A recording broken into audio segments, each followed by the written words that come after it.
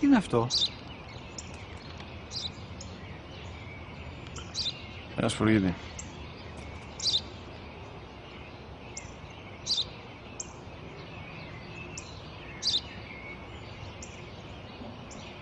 Τι είναι αυτό? Μόλις τώρα στο είπα, πατέρα, σπουργίτη είναι.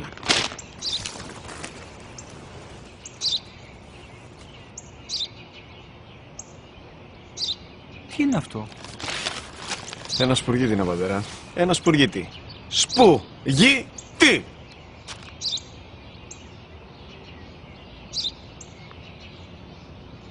Τι είναι αυτό? Γιατί το κάνεις αυτό το πράγμα, μπορείς να μου πεις? Τόσες φορές σου είπα, είναι ένα σπουργίτη! Δεν το καταλαβαίνεις! Πού πας?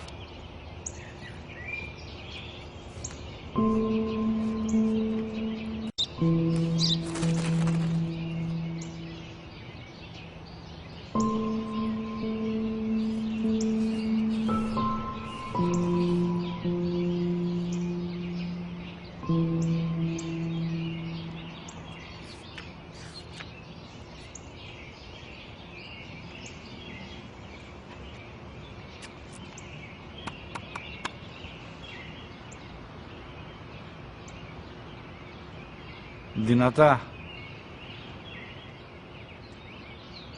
Σήμερα ο μικρός μου γιος που πριν λίγες μέρες έκλεισε τα 3 καθόταν μαζί μου έξω στο πάρκο όταν ένα σπουργίτη ήρθε και κάθισε απέναντί μας.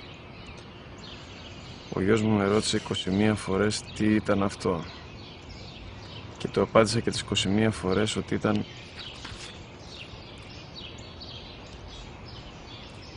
ένα σπουργίτη. Τον αγκάλιασα τρυφερά και τις 21 φορές που μου έκανε την ίδια ερώτηση, ξανά και ξανά, χωρίς να εκνευριστώ, νιώθοντας στοργή για το αθώο μου αγοράκι. وَقَضَى رَبُّكَ أَلَّا تَعْبُدُوا